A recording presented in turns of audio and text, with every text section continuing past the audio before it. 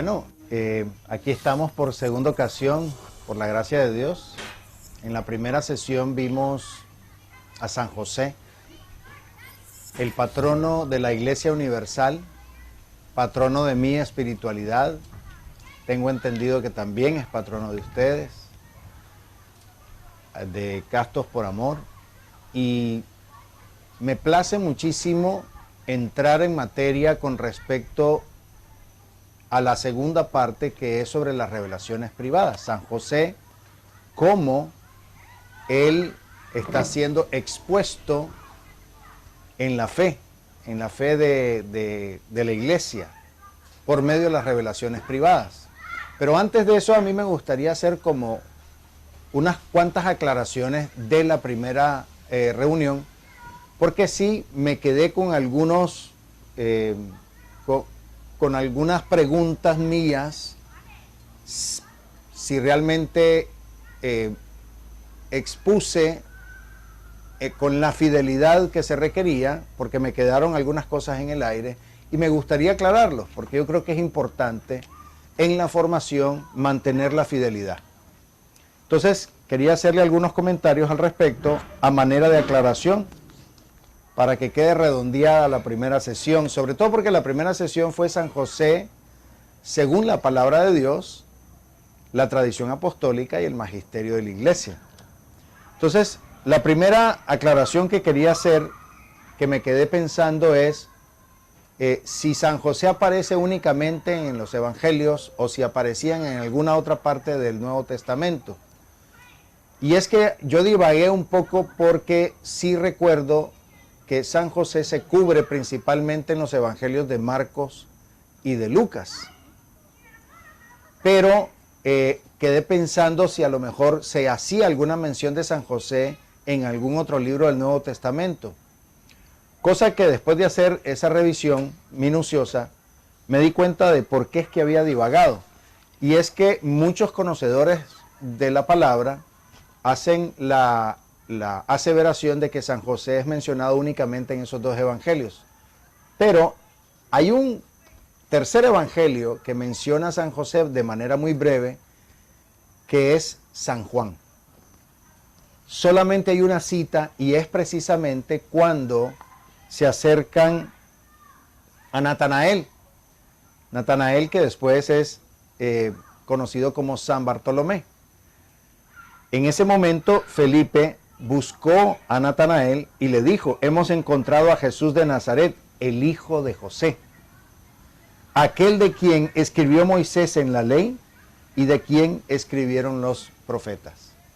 De manera tal que en la única mención fuera del Evangelio de San Marcos y de San Lucas se menciona brevemente en el Evangelio de San Juan.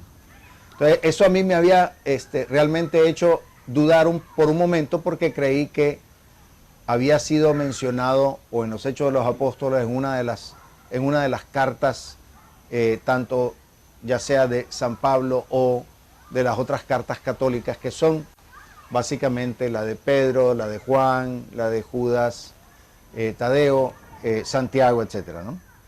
Pero bueno, quería hacer esa pequeña aclaración y valga la revisión, porque una de las cosas que yo creo que es importante analizar, la vez pasada les decía por qué San José no fue mencionado de una manera, claro, obviamente su rol fue muy discreto. Les había dicho a ustedes que esa es una forma de identificar a San José como parte de la vida íntima de Jesús. Nosotros estamos viviendo unos tiempos hermosísimos. Nosotros, los creyentes de estos tiempos, tenemos acceso a esa información. Información que incluso varios de los apóstoles de Jesús no tuvieron acceso. Fíjense qué curioso ese dato, ¿no? Podemos pensar, por ejemplo, cosa que me puse, por revisar eso, terminé dando temas que no había yo caído en cuenta. Y de proclamar la palabra, de evangelizar, de compartir, de entrar en comunión fraternal con mis hermanos dentro de la Iglesia Católica, que en la medida que nosotros vamos compartiendo estas enseñanzas, nos vamos formando los unos a los otros, pues yo también enriquezco mi formación. Porque no había caído en cuenta en algunos detalles que llaman mucho la atención. Por ejemplo, sabemos que el Antiguo Testamento fue escrito por inspiración en muchos, vamos a decir, escribas y escuelas de escribas, de más o menos los años 1400 antes de Cristo a los 400 antes de Cristo. Es decir, 400 años de la venida de Jesús, todo este tipo de expresiones, incluso después del Pentateuco, se dieron otros libros que se fueron reconociendo como la palabra de Dios, pero de repente hubo un silencio completo de 400 años cuando vino nuestro Señor Jesús. Entonces lo que me llama la atención es lo siguiente, que precisamente el apóstol de los gentiles, Pablo, que no fue uno de los 12, que fue precisamente convertido por el mismo Jesucristo. Lo único que ese Jesucristo, que incluso fue no solo el Jesucristo glorioso, sino el Jesucristo que después de haber ascendido al cielo. Entonces, todas las cartas de Pablo fueron escritas antes que los evangelios, por razones lógicas.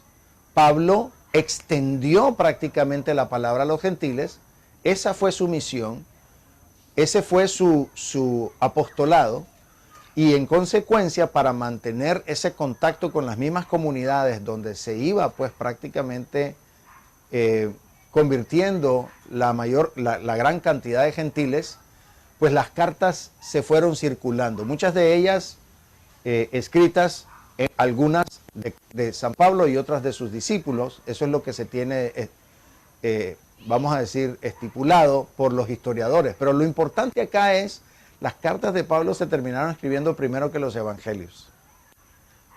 Una razón muy sencilla por la cual la vida íntima de Jesús no está en las cartas apostólicas. ¿Sí? Pablo sabe, incluso Pablo y Pedro no conocieron los evangelios escritos. Fíjense qué interesante eso. ¿Acaso tal vez pudieron haber conocido el Evangelio de San Marcos, que fue el primer evangelio que se escribió? Dicho sea de paso, Marcos era familiar de San Pedro. Era un jovencito que en su momento se fue con Pablo y Pablo simplemente se desesperó con él y lo regresó. Entonces Marcos, según la tradición, fue captando prácticamente todo lo del Evangelio, que finalmente terminó siendo el Evangelio de San Marcos, de los apóstoles, principalmente de Pedro.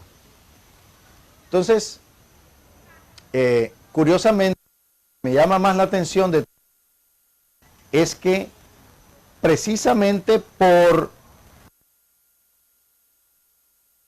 necesariamente no que son la plenitud de los tiempos. Entonces, ahí hubo un momento clave por el cual San José pasa desapercibido en el Nuevo Testamento, si no es que es hasta los evangelios que realmente queda plasmada esa parte de la vida íntima de Jesús que San José representa. Ahora bien, ¿por qué María muy amada? Pues porque María es prácticamente la que acompaña los primeros pasos de la iglesia primitiva, ¿sí? Ella era ese oasis, esa fuente en medio del apostolado de muchos de los apóstoles, no solo de los 12, de los cuales después de sus grandes peregrinaciones, sus grandes misiones, regresaban con la madre, que era donde prácticamente ellos se regocijaban como hijos.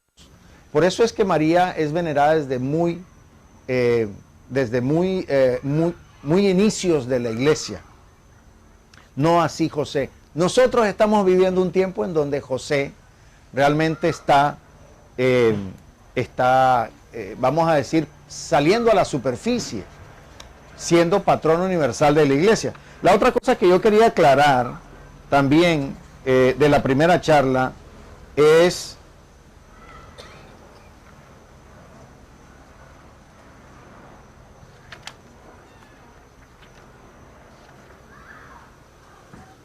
la parte de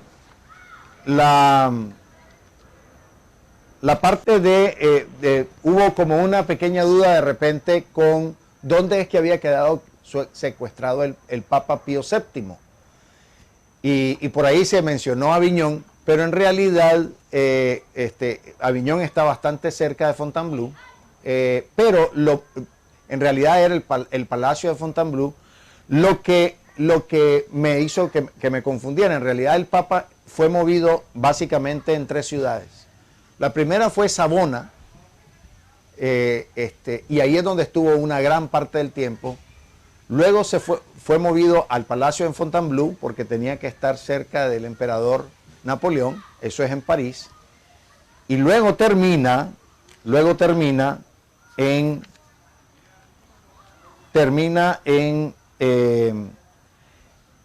prácticamente en el Palacio de Fontainebleau, ¿no?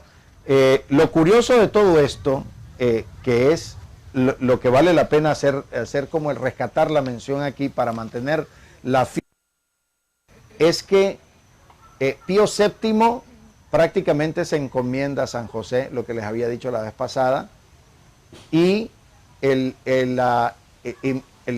el momento en que Napoleón estaba tratando de forzar a Pío VII que lo apoyara para poder hacer un sabotaje comercial a Inglaterra y poder expandir a Europa, incluyendo las islas de Inglaterra, pues ahí VII no apoya eso, porque muchos aliados de los Estados Vaticanos no estaban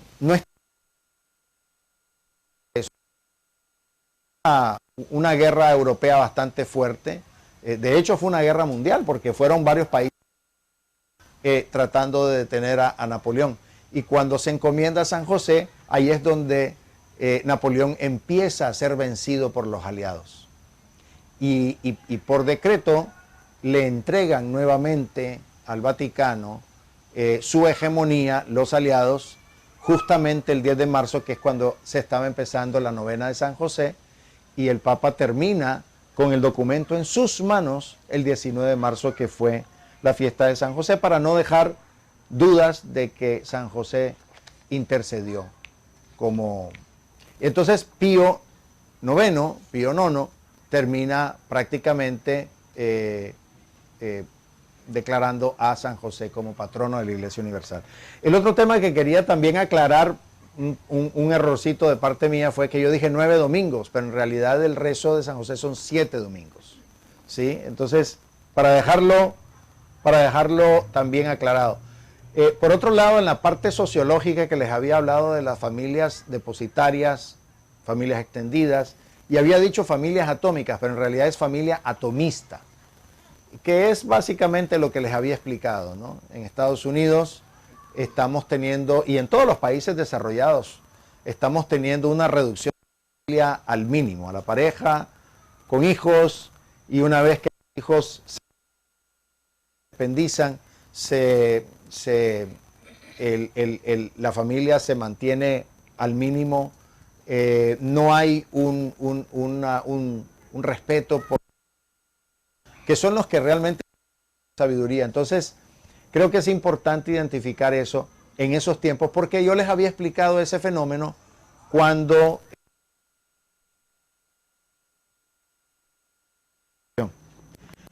Y por último, el otro tema que me gustaría también comentar es el de Jesús sin querer en un tema.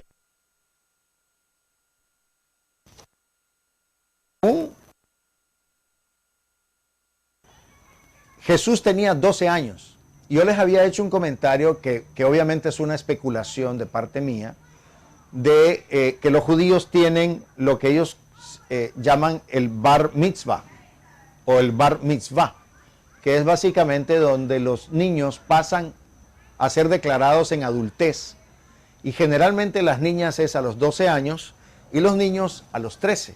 O sea que Jesús andaba más o menos por esas fechas, pero sí debo aclarar que este tipo de fiestas en donde los jóvenes pasan a ser considerados, según la ley judía, responsables de sus actos, ¿sí? Esto se viene a dar más que todo en tiempos más recientes, en los siglos más recientes. En los tiempos bíblicos no se tiene una prueba de que este tipo de tradición se estaba dando en esos tiempos bíblicos, ¿no? Creo que vale la pena hacer el comentario de que los judíos a los 5 años empieza ese estudio en los niños, la Torá, ¿no? Y el Mishnah, que es básicamente la tradición de toda la explicación y el estudio, es de manera verbal. Es decir, hay mucha recitación de parte de los niños con respecto al conocimiento de la palabra. Para ellos el Mishnah le llaman, ¿no? Y a los 13 es donde viene lo que se considera la adultez. Pero para los judíos, ¿qué es la adultez? El cumplimiento de sus más de 600 preceptos, ¿sí? Entonces, es decir, ahí se considera ya el jovencito una persona adulta, es decir, tiene que responder por sus actos. Habiendo hecho todas esas aclaraciones, entonces me gustaría hablar un poquito de San José en las revelaciones privadas.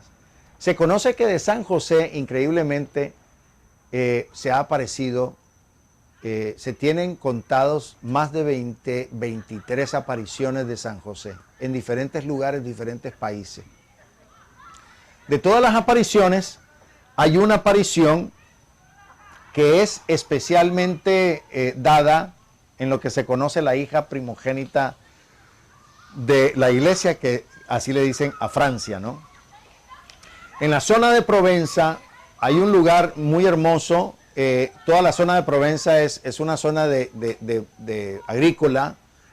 Hay bastantes viñedos, se siembra girasoles, se siembra lavanda. Es una zona muy linda, casi llegando al Mediterráneo, ¿no?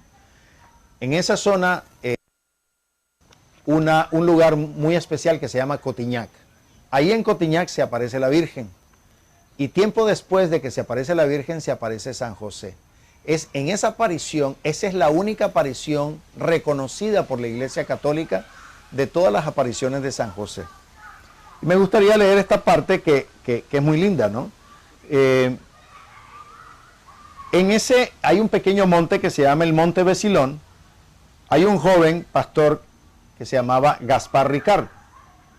Gaspar era un pastor ovejero, estaba pastando sus ovejas, pero era un día muy caluroso. En ese intenso calor, pues él simplemente ya no podía más, se acomodó contra una piedra grande, una piedra bastante grande. Y se le aparece un hombre que tiene una estatura bastante imponente. Entonces se le acerca y le dice: yo soy José, levanta esa piedra y beberás. Es decir, reconoce que él estaba sediento, sus ovejas estaban sedientas, era un día bastante caluroso y había una sequía bastante fuerte. Él voltea a ver la piedra y él dice: está muy pesada, ¿verdad? Entonces, él creía que este hombre se estaba burlando de él. Y entonces ahí, cuando él voltea a ver a José, le dice: está pesada, y San José le dice: levántala. Gaspar sintió esa fuerza de la instrucción y procedió a levantarla y la desplaza sin ninguna dificultad. La desplaza completamente y inmediatamente brota el agua. Y brota el agua como una fuente, prácticamente como una fuente. Bueno, pues esa fuente, yo estuve en Cotignac y la fuente ahí está. Y esa es, pues ahí uno llega y llena su botellita y es el agua de San José, ¿no? La fuente está ahí.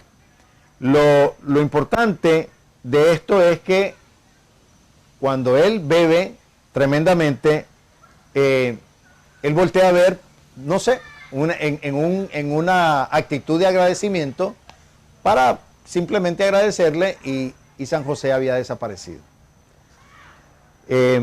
Esto fue prácticamente informado, el hombre fue a informar, incluso hay algunas historias donde él ve una imagen de San José y dice, ese es el hombre. Y era, prácticamente él vio la imagen y dijo, es que él era igual. ¿Sí? Hay otras historias donde San José no se identifica como San José, simplemente le dijo que levantara la piedra. El hecho es que cuando todos van a ver y ven la piedra y dijo, ¿y tú levantaste esto? Sí. Es una piedra que no la podían levantar sino hasta 8 hombres. O sea que este Gaspar Ricard, el pastor, el pastorcito, movió la piedra y después 8 hombres no la podían mover. Es un milagro obviamente propio de San José, una aparición de San José que se da en los 1700. Entonces, todas sus apariciones se han venido dando y en gran medida se han venido dando en estos últimos siglos, ¿no? Hay muchos santos, San José se les ha presentado de una manera muy especial. Uno de los santos que la vez pasada les hablaba de Santa Teresa de Ávila. Santa Teresa de Ávila lograba favores de San José. Y ella no dudaba en básicamente decirle a todo el mundo, con confianza pídanle a San José. Estamos hablando de que Santa Teresa de Ávila era de los 1500, época muy oscura de la iglesia. En esos tiempos de Santa Teresa se dieron otros grandes santos y eso es lo que hace pues la gracia de Dios, ¿no? Cuando la iglesia está pasando por momentos difíciles, manda grandes santos. Pues estos santos precisamente eran grandes devotos de San José. Uno de ellos era San Francisco de Sales. Había todo un tema de tratar de no robar protagonismo a Jesús, a nuestro Señor. Y si ustedes lo pueden ver, hay un símil muy parecido con el calendario litúrgico. Hubo momentos en donde la cantidad de fiestas de santos empezaron a formarse alrededor del calendario litúrgico hasta que la iglesia temió que realmente todas estas fiestas de santos fueran a hacer robar cámara a todo lo que se conoce como las temporadas con Jesús. Sabemos que en nuestro calendario litúrgico tenemos 2 grandes epicentros de fe. El primer epicentro de fe es la manifestación del Señor, ¿sí? Y en esa manifestación del Señor, pues obviamente está alrededor de lo que nosotros conocemos como Adviento y Navidad, ¿sí? De hecho, inclusive la manifestación del Señor el epicentro es tan fuerte que es son las únicas 2 fiestas, tanto la Natividad del Señor como el Triduo Pascual, que termina gloriosamente en la resurrección del Señor, que estas 2 fiestas, la Natividad y la resurrección del Señor, son las únicas 2 octavas. Es decir, durante 8 días se celebra exactamente eso. 8 días. En los tiempos antiguos se daban unas fiestas que eran de muchos días. Incluso en los tiempos bíblicos, las bodas de Caná, la razón por la cual se acaba el vino es porque eran varios días de celebración, ¿sí? Entonces, se conoce de que como la gente, todos los allegados, todos los familiares, esas familias depositarias no necesariamente vivían muy unidas, muy cerca geográficamente, más amigos, etcétera, venían de lugares muy largos. Obviamente ahí no habían vehículos de alta velocidad, entonces la trayectoria de la gente para llegar a la fiesta podría tomar varios días y por eso es que las fiestas duraban varios días. Esas fiestas eventualmente hasta nuestros días también se mantuvieron de esa manera. En muchos de nuestros países se conocen las famosas fiestas patronales en nuestros países. Y las fiestas patronales duran muchos días. Algunas fiestas duran hasta un mes. Entonces, todo eso viene desde ese tipo de tradición. Pero lo que llama mucho la atención acá es que en estos, vamos a decir, fiestas como la que se dio acá, San Francisco de Sales piensa en que San José no tenía el gran peso, la importancia, precisamente porque no era el padre genealógico de Jesús. Y él quiere dar ese realce. Ese realce que va en función de un ejemplo que dio hermosísimo, que se los leo a continuación. Dice que la manera de poder describir a San José en la vida de Jesús es de la siguiente manera. Imaginémonos una paloma que lleva un dátil en el pico y va sobrevolando un huerto. La paloma deja caer el dátil en el huerto. Para los que no saben, el dátil es el fruto de una palmera, ¿sí? Que es muy común en el Medio Oriente. Deja caer el dátil, cae en esa tierra, en ese huerto, en esa hortaliza, y germina y crece, y se convirtió en una hermosa palmera. El hortelano, es decir, el dueño del huerto, ¿sí?, no había sembrado la palmera, pero ha crecido en su huerto y por tanto le pertenece. Cuando crezca la palmera, la admirarán las gentes y la bendecirán la buena tierra. Bendecirán la buena tierra. Nadie quizás se acordará del hortelano que la cuidó con amor. Y San Francisco explica el símil. Básicamente dice que el hortelano es San José, que el huerto es María su esposa, la paloma es el Espíritu Santo y la palmera es Jesús. Palmera, que pertenece a José, esposo de María y dueño del huerto.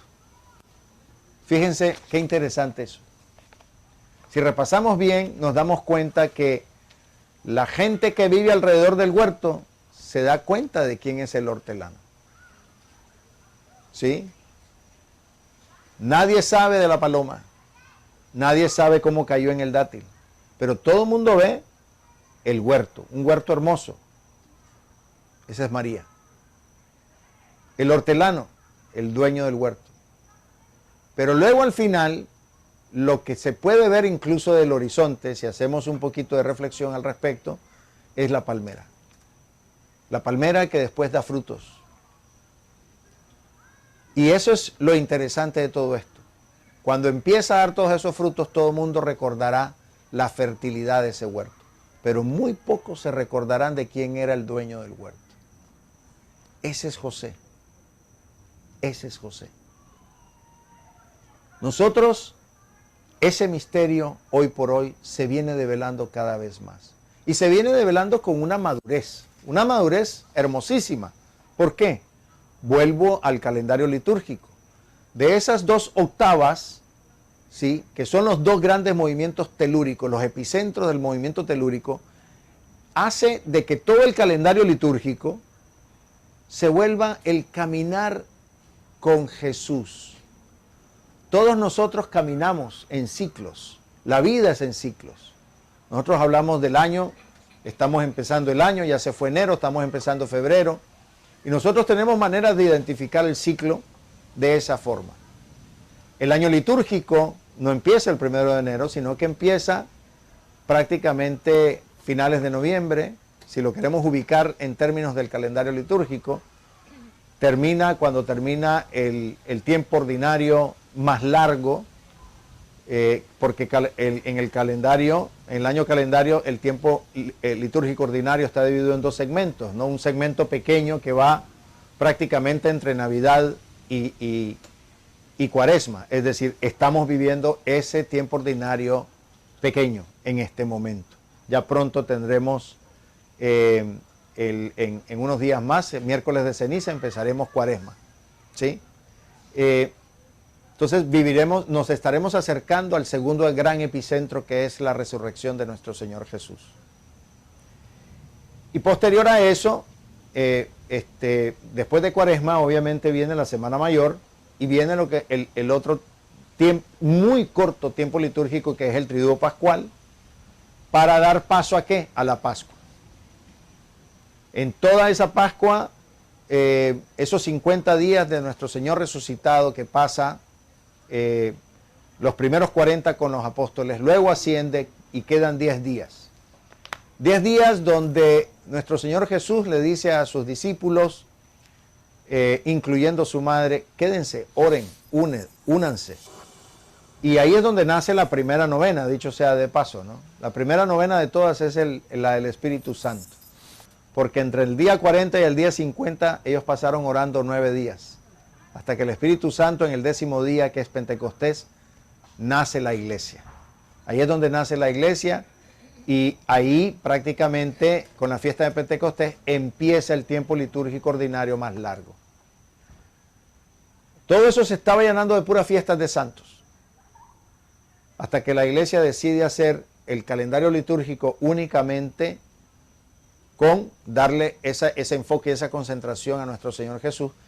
Y casi todas las fiestas son memoriales, son muy pocas las fiestas que realmente están definidas como manera de solemnidad, por ejemplo, ¿sí?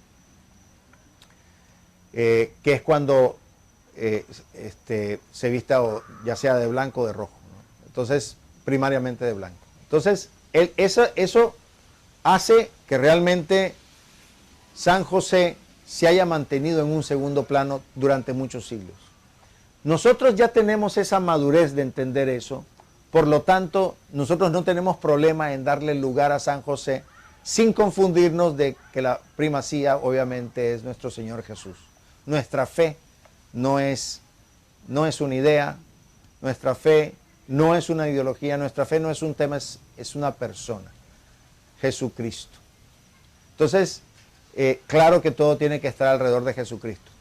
José es esa parte íntima, es el hortelano, del cual nadie se recordaba, pero que hoy en estas sesiones nos estamos recordando. Ese es San Francisco de Sales.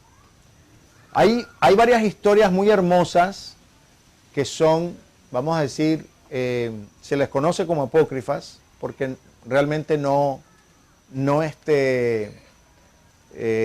forman parte de la revelación pública. Ya hemos hablado que la revelación pública es la palabra de Dios y obviamente la tradición apostólica forma parte de esa. De hecho, inclusive me gustaría leer un segmento del catecismo. Si ustedes agarran el catecismo hasta los numerales, los primeros 100 numerales, ¿no? Creo que es importante identificar eso. En el catecismo, a mí me gustaría subrayar, hay una primera parte que es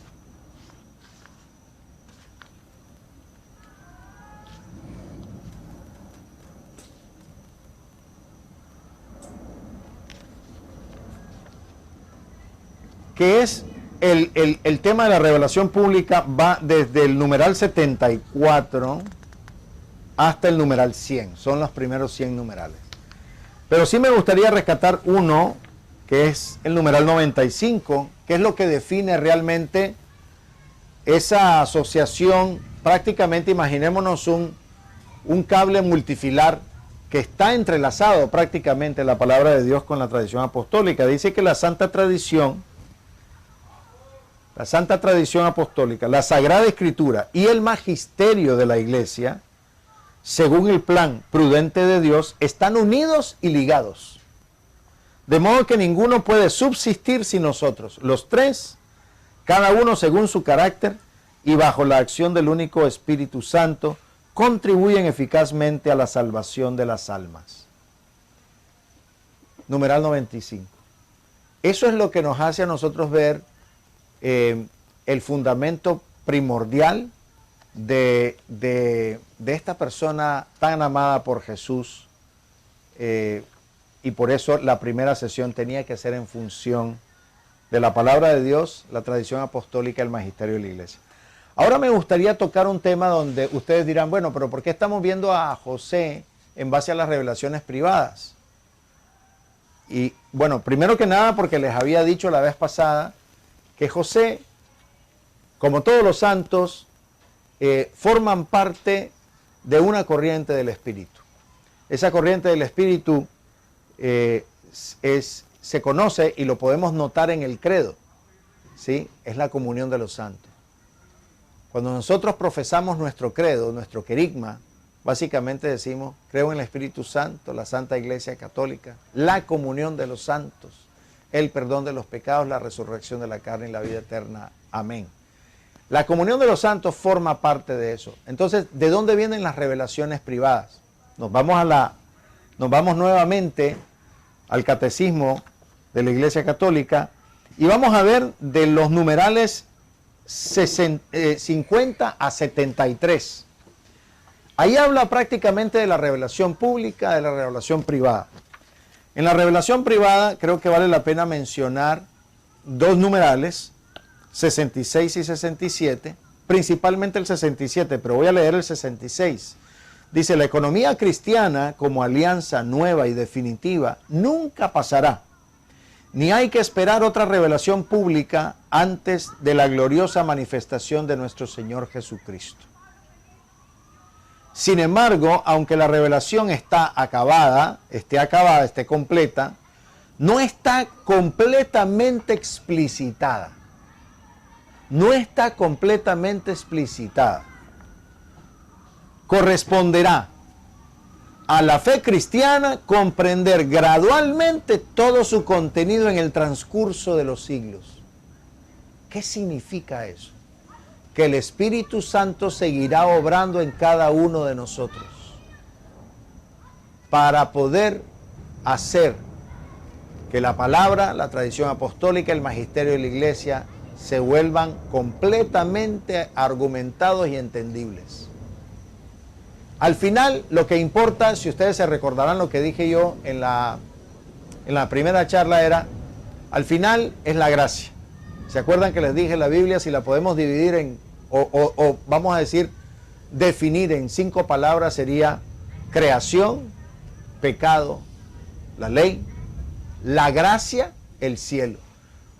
Al final es gracia, todo es gracia. Pero en función de la gracia, y aquí vienen dos elementos hermosos de la gracia. La gracia es por la misericordia de Dios, pero nosotros tenemos que querer. La aridez de fe dependerá de la conversión nuestra. Al final es la gracia, porque el orden en que se da la gracia también es parte de la gracia, dice el catecismo. Sin embargo, nosotros tenemos ese pequeño aporte, minúsculo, que es nuestra voluntad. Tenemos que querer. Y si nosotros, en la medida que nosotros queremos, en la medida en que nosotros nos nace, nos arde el anhelo, el celo por nuestra casa, dice el Señor, en la medida que eso crezca, hará que nuestro Señor escuche y conceda. Y la gracia obviamente va desde el punto de vista en nosotros, en nuestra espiritualidad. Los hijos de la Madre de Dios hablamos mucho de la virginidad.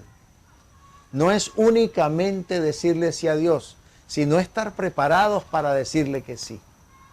Y esa preparación, toda esa preparación previa para una verdadera conversión de corazón va en función de la virginidad. La gracia parte desde ahí también. El anhelo, el ardor o sea, cuando uno se decide por Dios, no necesariamente Dios inmediatamente se manifestará en nosotros. No, habrá un proceso. María es ¿verdad? Tan fértil que quedó fecunda en el momento que dijo que sí. O sea, la anunciación es la encarnación. Pero no todo el mundo es así. Uno puede decirle que sí a Dios y puede pasar por un proceso de preparación. Incluso ese proceso de preparación a raíz del sí se puede dar de manera previa. Esa es la virginidad. Esa es la virginidad. San José también en ese proceso de su vida, de ser reconocido como un hombre justo. En la palabra no es fácil que uno alcance de manera somera, ¿sí? Porque estamos hablando no solo de los evangelios de Marcos y de Lucas, en los primeros 2 capítulos en cada evangelio, sino que al mismo tiempo también hacen la mención de que José era un hombre justo. Esa es la mayor distinción que se le puede dar a un judío. Entonces yo creo que es importante eso. Entonces, y aquí viene el numeral 67. A lo largo de los siglos ha habido revelaciones llamadas privadas, algunas de las cuales han sido reconocidas por la autoridad de la Iglesia. Estas, sin embargo, no pertenecen al depósito de la fe. Su función no es la de mejorar o completar, entre comillas, la revelación definitiva de Cristo, sino de ayudar a vivirla más plenamente en una cierta época de la historia. Guiado por el magisterio de la Iglesia, estamos hablando ya de una parte más formal, más oficial, revelación pública, el sentir de los fieles, sensus fidelium, sabe discernir y acoger lo que en estas revelaciones constituye una llamada auténtica de Cristo o de sus santos a la Iglesia. Comunión de los santos, ahí. Comunión de los santos, como dicen en inglés, one on one, ¿verdad? Entonces, creo que es importante identificar eso. Por eso es que algunos documentos, rezos, para mantener el orden y el permiso propio de la Iglesia, muchos de esos libros tienen lo que se conoce como el imprimatur. Imprimatur significa en latín imprímase. ¿Quién da el imprímase? Pues obviamente nuestros sacerdotes, ¿sí? Incluso obispos. Casi siempre esos imprimatur vienen, no digo casi siempre, siempre vienen bajo el nombre de una diócesis y una arquidiócesis. El imprimatur básicamente lo que está es, no que la Iglesia lo oficializa, lo ampara, sino que por lo menos está diciendo no contradice la doctrina. No contradice la doctrina. Entonces, si ustedes quisieran como marcar, vamos a decir, una diferencia entre la revelación pública y la revelación privada, podemos decirlo de esta manera muy sencilla, bajado a un idioma bastante simple. La revelación pública, si nosotros nos queremos seguir llamando católicos, estamos obligados a creer en ella. Siempre tendremos nuestra voluntad de por medio. El día de mañana que nosotros no creamos en un dogma, por ejemplo, no podemos seguir llamándonos católicos, ¿sí? Pero la revelación privada es diferente. La revelación privada es una invitación. No estamos obligados a creer, pero sí estamos invitados a creer. Y no entraremos en conflicto con nuestra fe, con la doctrina de la Iglesia, con la palabra, la tradición apostólica y el magisterio de la Iglesia. Entonces, las revelaciones privadas, obviamente, son muy observadas por nuestras autoridades eclesiales. Hay todo un sinnúmero de, vamos a decir, de criterios que se utilizan para definir una revelación privada. Por eso algunas son reconocidas y otras están en estudio. Casi siempre las que ya son reconocidas es porque, por decir un ejemplo, el vidente que estuvo relacionado, pues ya falleció. Es decir, existe la prudencia de la Iglesia de tomar cuidado de eso y empezar a ver que realmente no habría como un cambio donde tenga que, vamos a decir, abstenerse o retirar esa aprobación previa.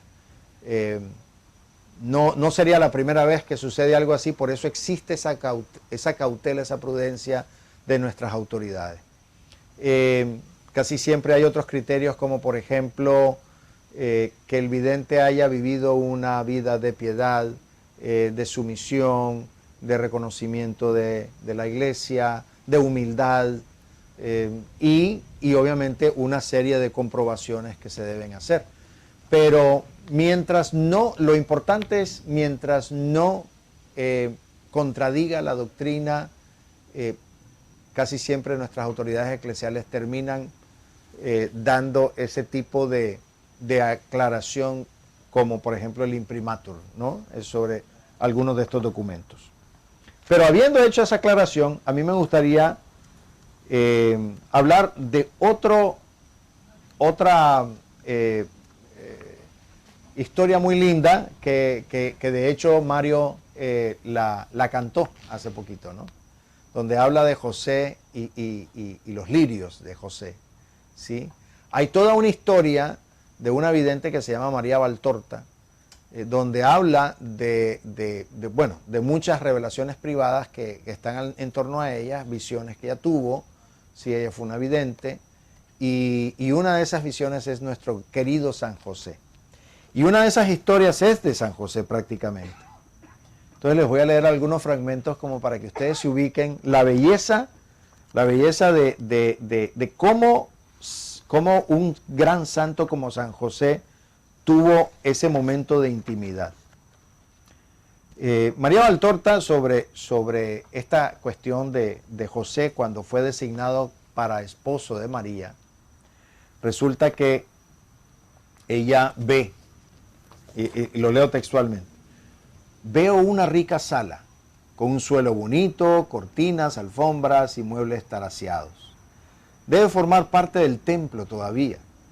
Se deduce que hay sacerdotes, entre los cuales Zacarías, y muchos hombres de las más diversas edades, o sea, de los 20 a los 50 años aproximadamente.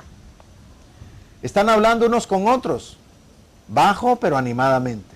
Se los ve inquietos por algo que desconozco. Todos están vestidos de fiesta, con vestidos nuevos o al menos recién lavados, como si estuvieran ataviados para una celebración.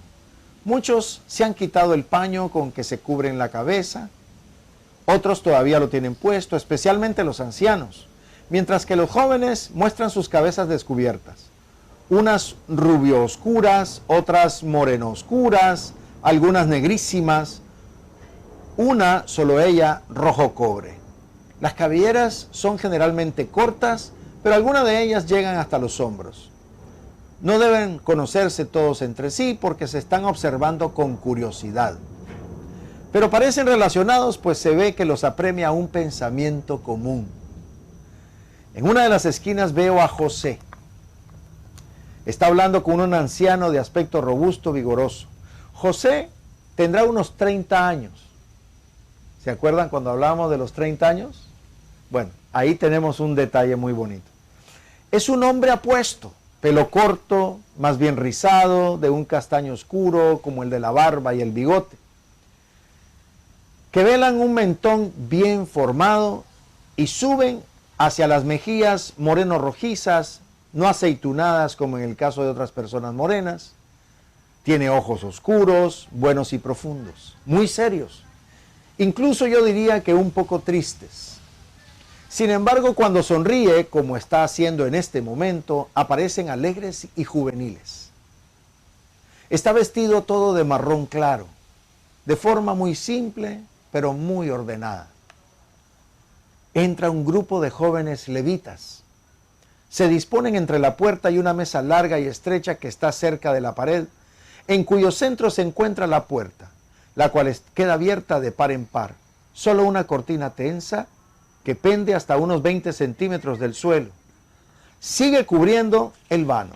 La curiosidad se acentúa, y más aún cuando una mano separa dejar paso a un levita que lleva en los brazos un haz de ramas secas, sobre la cual ha sido depositada delicadamente una ramilla florecida, una ligera espuma de pétalos blancos que apenas muestran un rosáceo esfumado que desde el centro se irradia, atenuándose cada vez más hasta el extremo de los livianos pétalos. El levita deposita el haz de ramas encima de la mesa con exquisito cuidado para no lesionar el milagro de esa rama en flor en medio de tanta hojarasca. Un murmullo recorre la sala, los cuellos se alargan, las miradas se hacen más penetrantes como para poder ver. Zacarías con los sacerdotes también trata de ver, estando como está más cerca de la mesa, pero no ve nada. José desde su esquina apenas dirige los ojos hacia el haz de ramas, y cuando su interlocutor le dice algo, él hace un gesto denegatorio, como quien dice imposible, y sonríe. Un toque de trompeta desde el otro lado de la cortina. Todos guardan silencio y se disponen en perfecto orden mirando hacia la puerta, ahora enteramente abierta, dado que a la cortina la hacen deslizarse sobre sus anillos. Rodeado de otros ancianos, entra el sumo pontífice. Todos se postran, el pontífice se acerca a la mesa y en pie comienza a hablar. Hombres de la estirpe de David, que habéis convenido en este lugar por convocatoria mía, escuchad. El Señor ha hablado, gloria a Él. De su gloria un rayo ha descendido y como sol de primavera ha dado vida a una rama seca, y ésta ha florecido milagrosamente cuando ninguna rama de la tierra hoy está en flor. Hoy, último día de las luminarias, cuando aún no se ha derretido la nieve caída sobre las alturas de Judá, y es lo único cándido que hay entre Sión y Betania. Dios ha hablado haciéndose padre y tutor de la Virgen de David, que no tiene tutor alguno aparte de Dios, santa doncella, gloria del templo y de la estirpe, ha merecido la palabra de Dios para conocer el nombre del esposo grato al Eterno. Muy justo debe ser para haber sido elegido por el Señor para tutelar a su amada Virgen. Por ello nuestro dolor de perderla se aplaca y cesa toda preocupación acerca de su destino como esposa. Y a aquel que ha sido señalado por Dios le confiamos plenamente seguros, la Virgen que posee la bendición de Dios y la nuestra. El nombre del prometido es José de Jacob, betlemita, de la tribu de David, carpintero de Nazaret de Galilea. José, acércate. El sumo sacerdote te lo ordena. Gran murmullo, cabezas que se vuelven, ojos y manos que señalan, expresiones de desilusión y expresiones de alivio. Alguno especialmente entre los viejos debe haberse sentido contento de no haber sido destinado para ello. José, muy colorado y visiblemente turbado, se abre paso. Ya está ante la mesa frente al pontífice, al cual ha saludado con reverencia. Venid todos y mirad el nombre grabado en la rama. Coja cada uno su ramilla para asegurarse que no hay trampa. Los hombres obedecen, miran la ramilla delicadamente, tiene el sumo sacerdote, cada uno coge la suya. Aquí está mencionando, hago el paréntesis, de en el momento en que cada quien escogió su rama. ¿Sí? Es decir, hay como un segmento que se confunde precisamente porque arranca primero la visión de María Valtorta como que ya se había dado y José era el favorecido. Los hombres obedecen, miran la ramilla que delicadamente tiene el sumo sacerdote, cada uno coge la suya, unos la rompen, otros la guardan. Todos miran a José. Hay quien mira y calla, otros felicitan. El anciano con el que antes estaba hablando dice, ¿no te lo había dicho José? Quien menos se siente seguro es el que vence la partida. Ya han pasado todos. El sumo sacerdote da a José la ramilla florecida y poniéndole la mano en el hombro le dice, no es rica, se refiere a María, ¿no? No es rica, es decir, no es de dinero. Y tú lo sabes, la esposa que Dios te dona, pero posee todas las virtudes. Hazte cada día más digno de ella. En Israel no hay flor alguna tan linda y pura como ella. Salid todos ahora, que se quede José y tú, Zacarías, pariente, trae a la prometida. Salen todos excepto el sumo sacerdote y José. Vuelven a correr la cortina, cubriendo así todos la puerta. José está todo humilde junto al majestuoso sacerdote. Una pausa silenciosa y éste le dice: María debe manifestarte un voto que ha hecho. Ayúdala en su timidez. Sé bueno con la mujer buena. Pondré mi virilidad a su servicio y ningún sacrificio por ella me pesará. Estate seguro de ello. Entra María con Zacarías y con Ana de Fanuel. Ven, María, le dice el pontífice, este es el esposo que Dios te ha destinado. Es José de Nazaret. Regresarás por tanto a tu ciudad. Ahora os voy a dejar. Que Dios os dé su bendición. Que el Señor os mire y os bendiga. Os muestre su rostro y tenga siempre piedad de vosotros. Que vuelva a vosotros su rostro y os dé la paz. Zacarías sale escoltando al pontífice. Ana felicita al prometido y luego también sale. Los dos prometidos están uno frente al otro. María toda colorada, tiene la cabeza agachada. José también ruborizado, la observa buscando las primeras palabras que decir. Al fin las encuentra y una sonrisa ilumina su rostro. Dice: te saludo, María. Te vi cuando eras una niña de pocos días.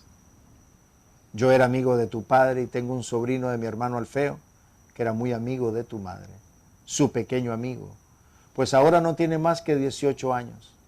Y cuando tú todavía no habías nacido, siendo solo un niño, ya alegraba las tristezas de tu madre que lo quería mucho. No nos conoces porque viniste aquí siendo muy pequeñita, pero en Nazaret todos te quieren y piensan en ti. Y hablan de la pequeña María de Joaquín, cuyo nacimiento fue un milagro del Señor que hizo verdecer a la estéril. Yo me acuerdo de la tarde en que naciste. Y bueno, sigue el relato, es muy hermoso. María Valtorta, hay unos segmentos muy hermosísimos donde ella habla, donde ellos hablan y hablan de la ramita. Por eso San José se depicta en algunas imágenes como cargando al niño, pero también con la vara de lirio, ¿sí? Son detalles hermosos de José, detalles hermosísimos, que nos hacen ver en José una invitación a quererlo y amarlo más. Y no solo eso, nos invita a una gran amistad, cosa que yo no quise desperdiciar. Yo dije: José, yo quiero ser tu amigo. Y no solo quiero ser tu amigo, quiero ser tu hijo espiritual. Quiero conocerte más. Así, de la manera que me acerco más con Jesús, si realmente me acerco más con Jesús, tengo que conocerte. Porque si yo me acerco más a Jesús en su intimidad, tú estarás ahí. Tú estarás ahí. Creo que ese es donde yo realmente me enfoqué un poco más. De hecho, en nuestra espiritualidad hay algunas, como revelaciones privadas también, hay algunas enseñanzas donde nuestro Señor Jesucristo, en su calidad de presidente de nuestra espiritualidad, habla y nos da enseñanzas. Y en una de esas enseñanzas le pide a su padre, José, que diga unas palabras. Si de José no se conoce ninguna palabra, a nosotros nos ha regalado eso. Así como María Valtorta, ahí José se dirige a María. Acá es muy breve, pero la manera breve apunta algunas verdades que confirman nuestra fe. Entonces se los quiero leer.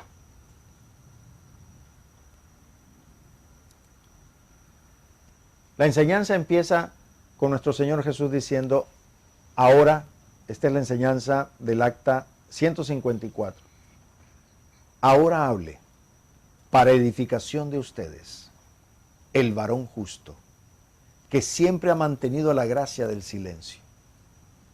Es mi querer que sea conocido el testimonio del santo del imperturbable amor a Dios, del que fue caridad encarnada y modestísimo adorante y servidor ferviente y oportuno, quien en todo, hasta en la forma de dormirse en los brazos de la vida, para despertar en el premio absoluto del amor del Padre. Métanlo en la vida de ustedes e imítenlo. Si quieren, como Él, merecer la asistencia invariable del Altísimo, en todo y sobre todo en la hora de la muerte, para dormir como Él en los brazos del que es. Hable, por mi gracia, pues, el amantísimo, justo y prudentísimo José, mi Padre putativo.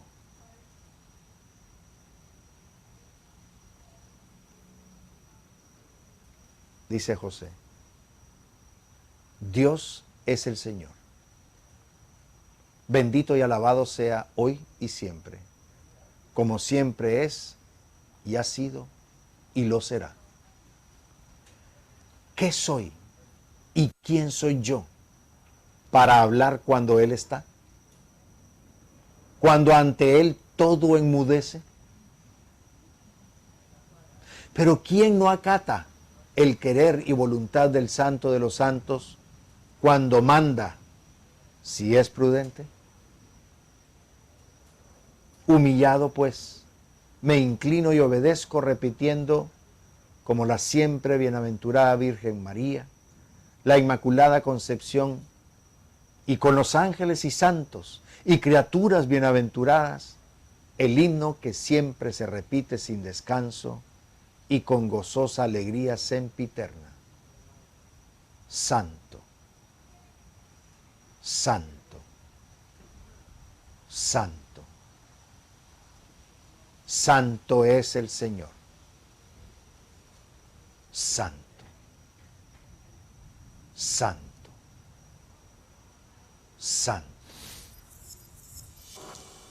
Aprendan a guardar silencio frente a la palabra. La palabra es Dios y Él habla siempre. Solo la palabra crea. La palabra da. Se da y es. María es y siempre ha sido virgen, inmaculada, casta, toda llena de gracias. A su sombra, yo, modesto hijo de Dios, criatura agradecida en justicia por sus manos, solo he sido el testigo afortunado que da fe de la pureza y dones de María. Nadie imagine siquiera humanos y terrenales apetitos, en la que solo es inocencia y santidad. Un solo hijo tiene, de uno solo es madre, y no por mi concurso, sino por la gracia del que es. Antes de Él y después de Él no hubo y no hay otros hijos que los dados por igual misterio y gracia en el cuerpo místico del Verbo encarnado en sus purísimas entrañas. Yo, el pequeño y modesto amparo terrenal, por gracia, solo soy testigo excepcional y afirmación afortunada de la inocencia y pureza de María, la Inmaculada Concepción y siempre Virgen, y de la acción inexplicable y sobrenatural de Dios. Igual del anuncio del ángel para confirmación de su existencia, como de todos esos ejércitos incalculables que acompañan y obedecen a María, la siempre Virgen y llena de gracias. Nadie, pues, en su corazón maquine duda. El poder de Dios es absoluto y Él hace como quiere. Adoremos pues y bendigamos el misterio. Mi papel siempre ha sido de oración. Soy, puedo afirmarlo, el santo de la oración perpetua. Dios es el Señor. Nadie se canse de adorarle. Oremos, oremos, oremos. Digan conmigo lo que siempre digo sin descanso. Santo, santo, santo. Santo es el Señor. Dios mío, sella mis labios para que no haya en mí otra palabra que tú mismo. Sella mi corazón para que no tenga otro deseo que a ti mismo, mi amadísimo Señor. Sella mis ojos para que no tenga a mi vista otra realidad que tu presencia. Señor mío y Dios mío, lléname de ti en todo instante. Y por amor a la que en ti y por ti es 3 veces santa, a María, la Inmaculada Concepción y siempre Virgen, dame la gracia de proveer a los hogares con tu presencia, Jesucristo, integrando siempre, siempre bendiciendo a las familias. Dame el gozo, amado mío, de velar el sueño de los justos y de ser, como es tu voluntad, el consejero eficaz y desvelado de todos los creyentes. Amén. Amén. Amén. Para mí esto es como un segundo Magnificat. Es increíble. Increíble. Y luego nuestro Señor cierra de esta manera tan linda, ¿no? Cuando, imagínense a la palabra escuchar a San José. La palabra rompe de una manera hermosa y dice: José, santo varón, bendito, bienaventurado, encárgate de las familias de esta alianza. Ora y protege. Y luego nos dice a nosotros: José sea el patrono de la alianza familia sacerdote. Miren qué belleza eso. Junto con María, Nuestra Señora de la Nueva Alianza, sea invocado con frecuencia y su nombre sea como el Ave María, medio de protección, sea amparo y arma y escudo de defensa contra el mundo, la carne y el demonio, y produzca, invocando con fervor y con limpieza de corazón y espíritus, indulgencia de culpas a las personas y a los grupos y comunidades que lo invoquen. Oren pues con José y María y como José y María, según ya se los he dicho. Es hermoso, es hermoso. A uno quiere reventar. Cuando uno se da cuenta de eso, dice: José, yo quiero ser tu amigo. Es que yo quiero ser tu amigo, quiero conocerte, quiero sentir que realmente... Y ahí es donde viene esta ejaculatoria tan hermosa que se adoptó en la bandera, ¿no? San José, varón prudente y justo, sé nuestro acompañante permanente.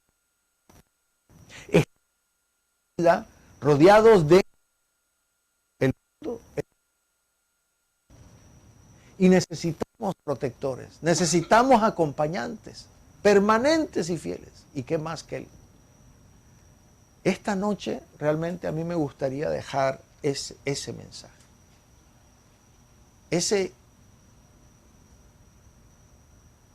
Esa misiva a cada uno de nosotros en nuestro corazón. Querer ser su amigo. Querer ser su hijo espiritual. Él es nuestro Padre espiritual. Él es nuestro patrono. Y Él está deseoso.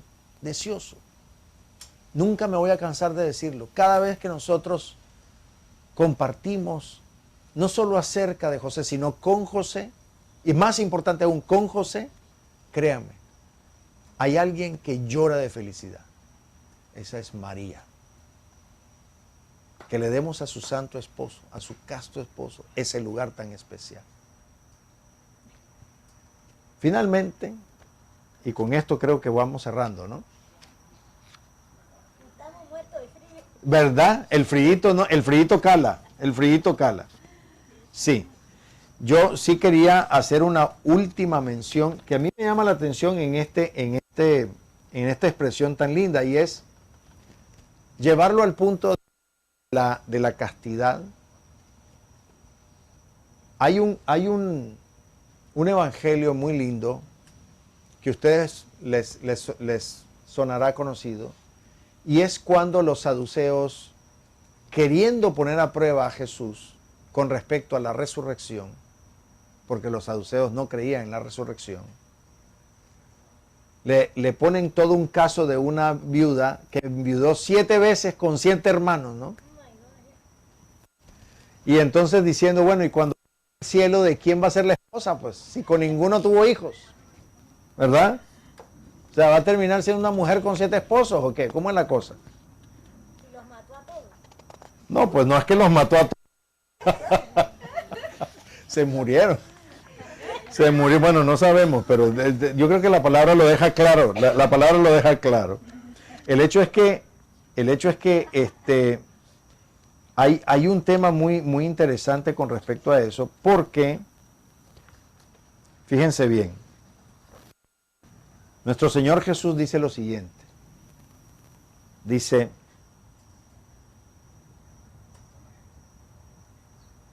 por tanto, en la resurrección, ¿de cuál de los 7 será mujer?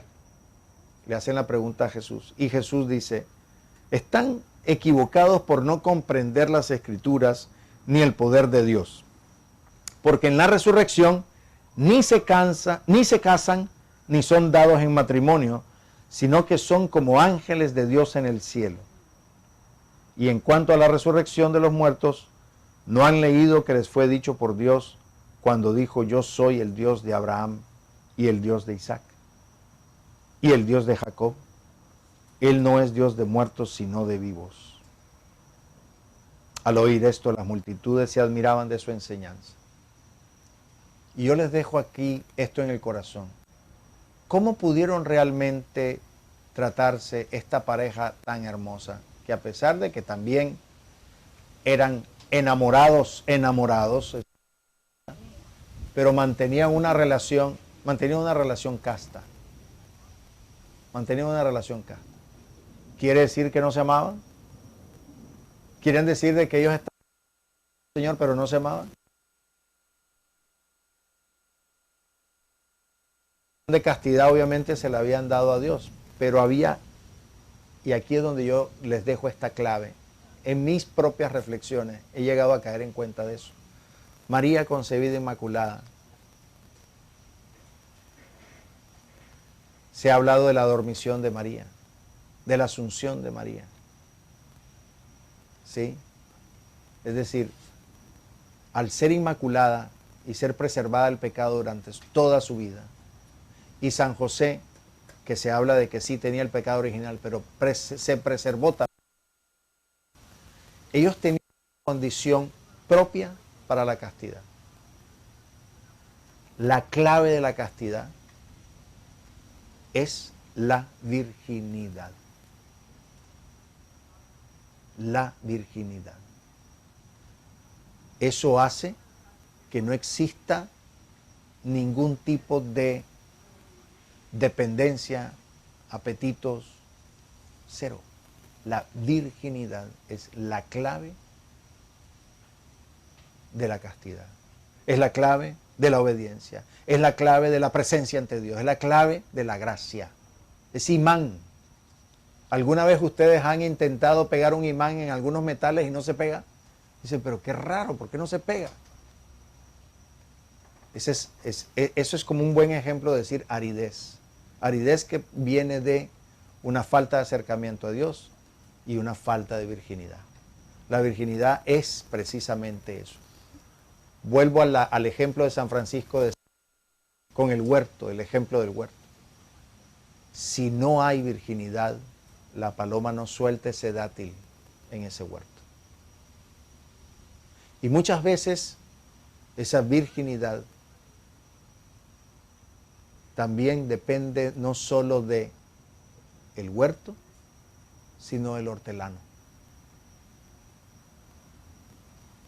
Por eso María no estaba nerviosa ni complicándose la vida cuando estaba siendo desposada con José, sabiendo que ella se estaba siempre entregando a Dios. Ella no estaba separándose de la vida normal, de enamorarse, es decir, existía toda una tradición judía donde la Virgen se desposaba. Y sin embargo ella estaba segura de su Dios. Ella estaba feliz cuando se casó con José. Sabía que Dios era ese aglutinante entre ellos. Ellos no necesitaban ir al cielo para vivir esto de este evangelio. Ya vivían el cielo aquí en la tierra. Y les había sido prometido a ellos. Y por eso, en lugar de vivir todo eso que dice aquí Jesús, ¿sí? Porque en la resurrección ni se casan ni son dados en matrimonio, sino que son como ángeles de Dios en el cielo. Yo me atrevo a decir que José y María eran ángeles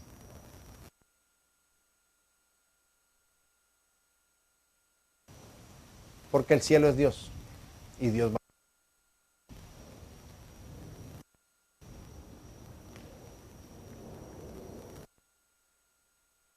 Y entonces, el tercer día,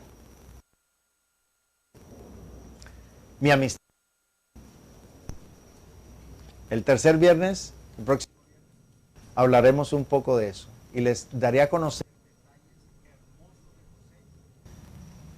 que a mí me lo ha puesto en el corazón. Es decir, lo que uno solo conoce de alguien, si es su amigo.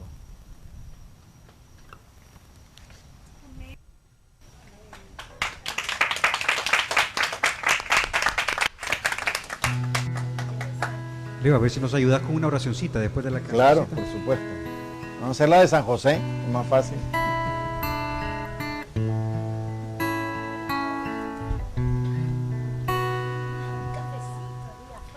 Sale la luna en una casa en Nazaret. En el taller están Jesús y San José. En una hoguera sencilla en su calor, María prepara la cena con amor. José se sienta en una mesa de Belén. Junto a su niño sonríe y huele bien. Tiene su casa, raíces en el suelo. Lugar tan simple, pero es igual al cielo.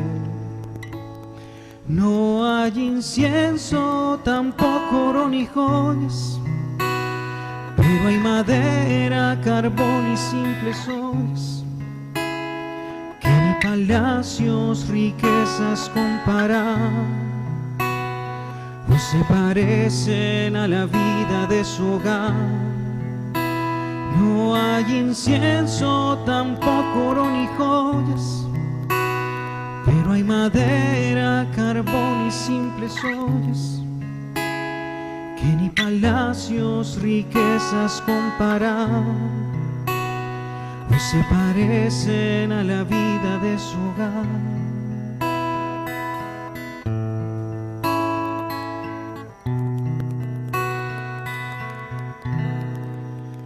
Una sonrisa, el niño come pan. María dulce los mira sin afán. Unos maderos escoge San José. Piensa en la Virgen y el niño de Belén. No hay incienso, tampoco oro ni joyas, pero hay madera, carbón y simples ollas, que ni palacios, riquezas comparar, hoy se parecen a la vida de su hogar. No hay incienso, tampoco oro ni joyas, pero hay madera, carbón y simples ollas, que ni palacios, riquezas comparar, hoy se parecen a la vida de su hogar.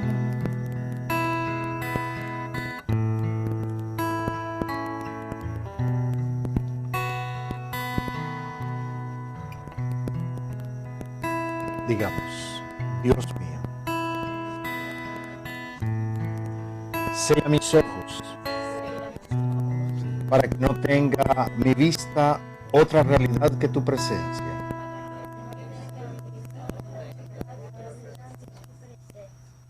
Sella mis labios para que no haya en mí otra palabra que tú mismo. Sella mi corazón para que no tenga otro deseo que a ti mismo. Mi amadísimo Señor, Señor y Dios mío, lléname de ti en todo instante, y por amor a la que en ti y por ti es 3 veces santa, a María la Inmaculada Concepción y siempre Virgen. Dame la gracia de proveer a los hogares con tu presencia, Jesucristo, integrando siempre, siempre bendiciendo a las familias. Dame el gozo, amado mío, de velar el sueño de los justos y de ser como es tu voluntad, el consejero eficaz y desvelado de todos los creyentes. Amén. Amén. Amén.